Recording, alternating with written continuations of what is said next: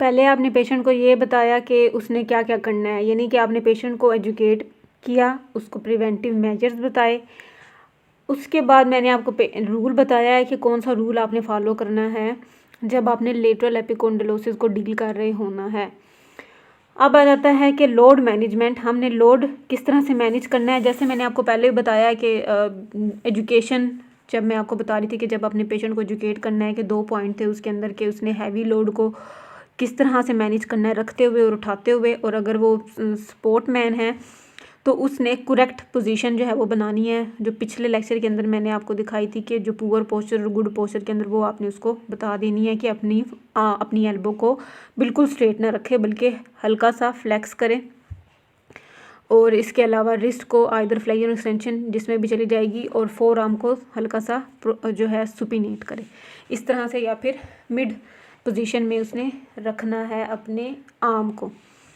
अब आपने क्या करना है कि स्ट्रेंथनिंग और स्ट्रेचिंग एक्सरसाइज करानी है, और आपका फोकस ज़्यादा ई सेंट्रिक एक्सरसाइज पे हो कि आप उसको ई सेंट्रिक वर्क करवाओ, कॉन्सेंट्रिक वर्क ना करवाओ, क्योंकि वैसे भी कॉन्सेंट्रिक वर्क करते हुए उसको पेन ज़्यादा होगी। उसके बाद आता है maintain upper extremity function exercises. अब क्या होता है कि पेशेंट को जब पेन होती है ना एल्बो के ऊपर, तो वो क्या करता है, पूरी आर्म को, शोल्डर को, अपने एल्बो जॉइंट को और अपने हैंड को वो मूव ही नहीं करता। तो उस केस में आपने उसकी सारी मूवमेंट करवानी है। उसको कहना है कि सिर्फ एल्बो जॉइंट में थोड़ी बहुत प्रॉब्लम है, बाकी जॉइंट बिल्कुल ठीक है आपके, तो आपने सारे जॉइंट्स को मूव करना है। तो उसके लिए आपने रेंज ऑफ मोशन जो है पेशेंट की खुद भी करवानी होती है उसको, और उसको कहना भी होता है कि वो खुद भी करे, वो भी करे और आप भी करवाएं। और मोबिलाइजेशन विद मूवमेंट, ये मोबिलाइजेशन विद मूवमेंट जो टेक्निक है जो हम पेशेंट को देते हैं, ये बड़ी इफ़ेक्टिव होती है पेशेंट को जब हम देते हैं। फ़ौरन से जैसे ही आपने अप्लाई किया, फ़ौरन से पेशेंट का जो पेन होता है वो कम हो जाता है या रिलीफ हो जाता है। यहाँ पे कुछ एग्जांपल्स हैं, ये आप देख सकते हैं कि रिस्ट की हमने रेंज ऑफ मोशन उसको कहना है। जब हमारे पास शुरू में वो आया है ना, उस टाइम हम उसको रेंजेस करवाएंगे। रिस्ट की रेंज ऑफ मोशन जैसे कि flexion extension, ulnar deviation, radial deviation, ये करवाएंगे। एल्बो रेंज ऑफ मोशन हम उसको कहेंगे।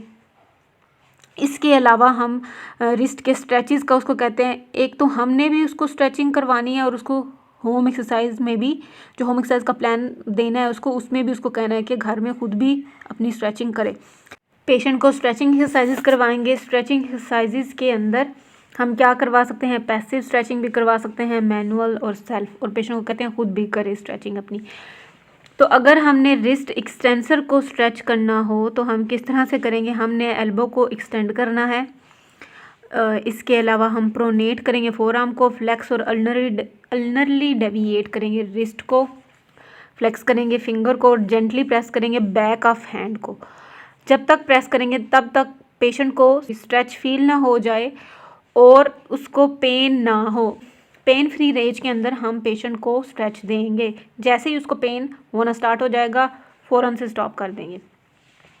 और अगर हमने रिस्ट फ्लेक्सर को स्ट्रेच करना हो तो किस तरह से स्ट्रेच करेंगे, हमने एक्सटेंड करना है एल्बो को, लेकिन यहाँ पर हम क्या करेंगे, सुपीनेट करेंगे फोर आर्म को, और एक्सटेंड और रेडियली डेविएट करेंगे रिस्ट को।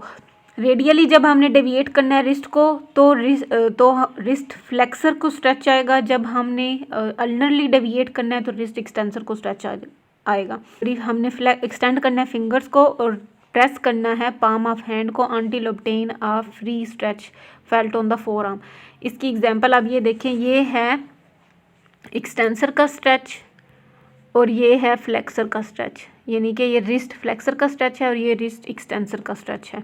Exercises to maintain upper extremity function, इसके लिए हमने range of motion exercises patient को करने को कहना है। एक तो आप भी परफॉर्म करवा सकते हैं पेशेंट को, और पेशेंट खुद भी करेगा, जो कि होम एक्सरसाइज के प्लान के अंदर आएगा।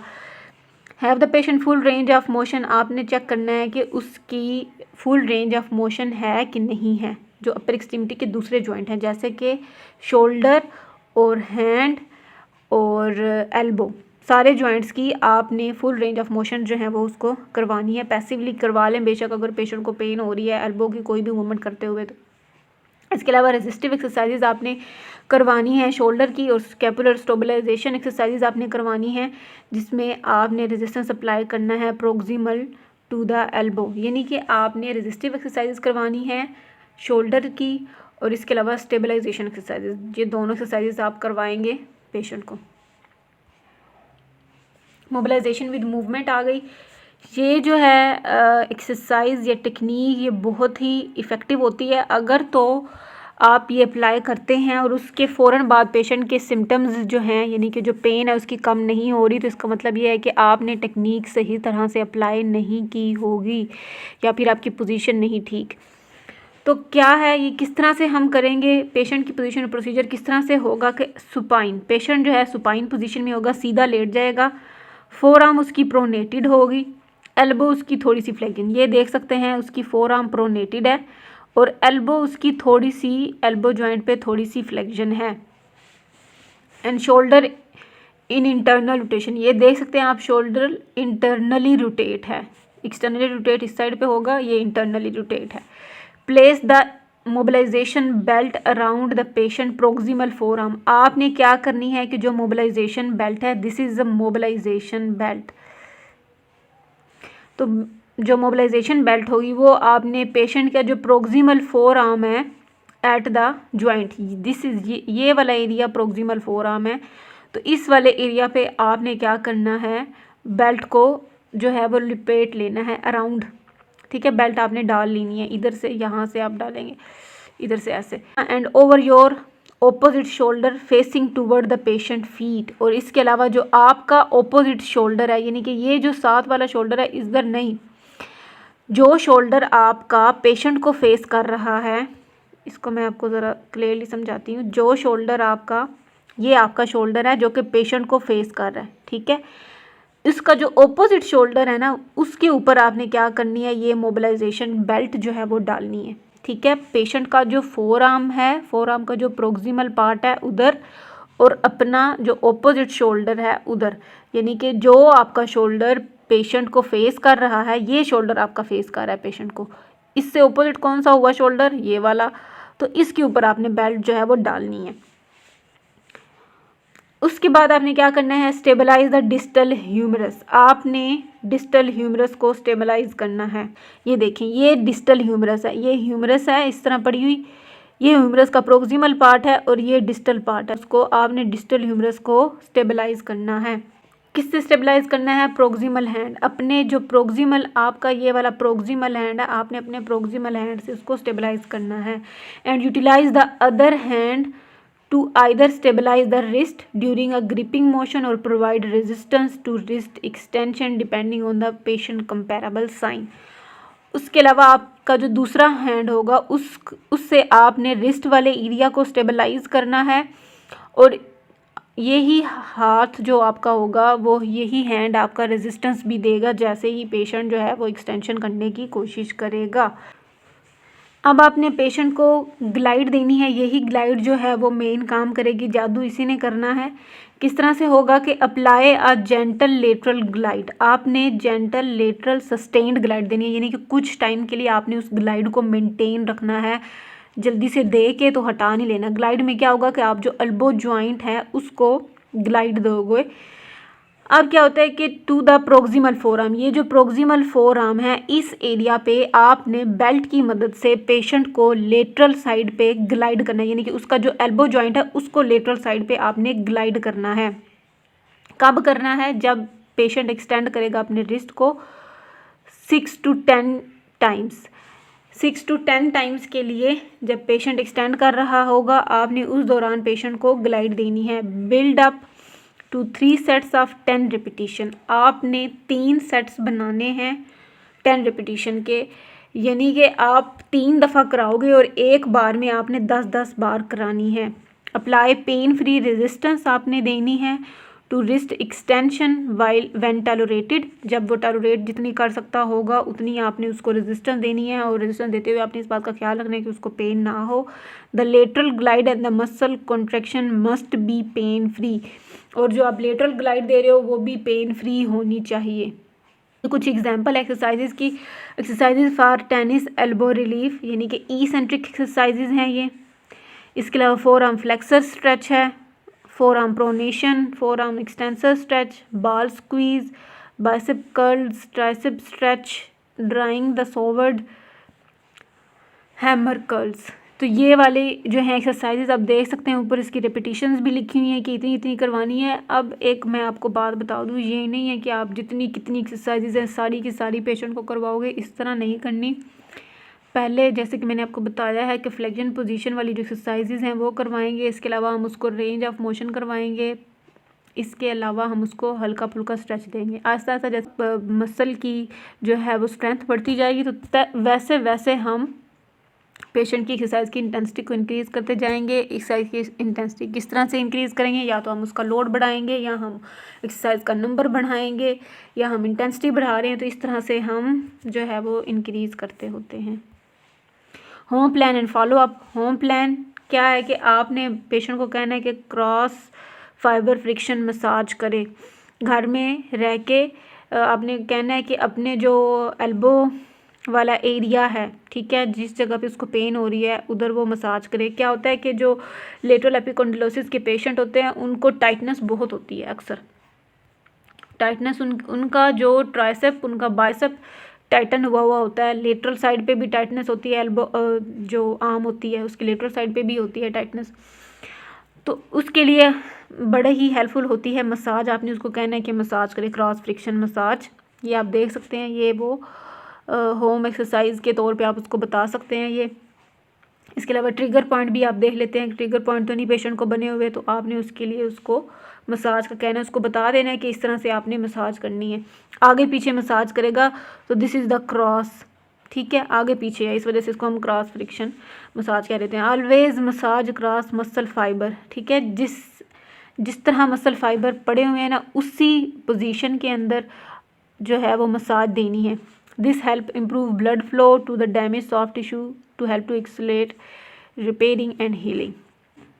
होम प्लान के अंदर हम पेशेंट को ईसेंट्रिक स्ट्रेंथनिंग एक्सरसाइजेज का कहेंगे। ये आप उसकी देख सकते हैं एग्जांपल कि पेशेंट किस तरह से कर रहा है। इसके लिए हम क्या कहेंगे कि अपना जो अफेक्टेड आर्म है वो रेस्ट करे उसका टेबल के ऊपर, या अगर वो क्लिनिक में बैठ के कर रहा है तो काउच के ऊपर। इसके अलावा क्या होगा कि पेशेंट की जो पाम होगी वो फेसिंग डाउन, ठीक है, पाम फेसिंग डाउन है। Allowing your hand to use your free hand to bend the affected wrist, के अफेक्टेड रिस्ट को बेंड, क्योंकि जैसे ही वो एक्सटेंड करता है, इस तरह एक्सटेंड करता है तो एक्सटेंशन के दौरान उसको पेन होती है। तो शुरू में वो क्या करेगा, वो दूसरे हैंड से उसकी मदद से वो एक्सटेंड कर लेगा, तो पेन का जो फैक्टर यहाँ पे होगा वो एलिमिनेट हो जाएगा। Gradually lower the hand with the weight in it. Repeat about 10 to 15 times, repeat करें। After a short break repeat this exercise 2 more times। अच्छा, एक और बात है कि जब पेशेंट्स आपके पास आते हैं तो होम एक्सरसाइज प्लान आपने उसको बताना होता है, जो कि घर में कम से कम 2 बार वो जाके एक्सरसाइज करे। जो सेट्स आप उसको एक्सरसाइज का बताते हैं वो 2 बार जाके करे, 1 बार क्लिनिक में। जैसे उसकी बर्दाश्त करने की इंटेंसिटी बढ़ जाती है, यानी कि जैसे उसकी मसल स्ट्रेंथ डेवलप हो जाती है, तो हम वो 3 दफ़ा कर देते होते हैं। It is important not to use heavy weight. Heavy weight बिल्कुल भी ना यूज़ करे। जितना वेट उठा सकता है उसका 30% बस उठाए। और इसके अलावा क्या है कि अगर स्लाइट पेन हो रही है तो ओके, लेकिन अगर ज़्यादा पेन हो रही है तो फिर वो एक्सरसाइज ना करे। हम पेशेंट को एक और एक्सरसाइज बता सकते हैं जिसके अंदर पेशेंट ने क्या करना है, rest the elbow of the affected arm on the table with your four arm upright. अब उसकी फोर आर्म जो है ये आप देख सकते हैं ये अपराइट है। Turn your forearm so the palm of your hand is facing away from you. ये जो पाम है उसकी यहाँ पर ये फेसिंग कर रही है, यानी कि ये अवे फ्राम हिज फेस है। होल्ड अ फुल बोतल इन द अफेक्टेड आर्म, के पानी से भरी हुई बोतल ले ले, या कोई भी बोतल जो है हाफ, पहले वो हाफ फुल ले ले, बाद में वो उसको भरी हुई ले ले। तो इस तरह से हम उसको बाद में उसकी इंटेंसिटी भी इंक्रीज़ करते जाते हैं। Gradually lower the arm with बोतल making sure not to bend your wrist, के अपनी रिस्ट को बेंड ना करे इसको करते हुए। अलाउ द बोतल to fall into your free hand and move the affected arm back to the upright starting position. Pass the bottle from the free hand back up to the affected hand. इसी तरह से दूसरा जो hand होगा वो इस hand की help करेगा कि वो दोबारा से पास, यानी कि ये वाला हैंड दोबारा से उसको जाके वो बोतल देगा इस हैंड में, ताकि पेन का जो फैक्टर है वो एलिमिनेट हो जाए। Repeat about 10 to 15 time, repeat करे। After a short break repeat this set of exercise 2 more time.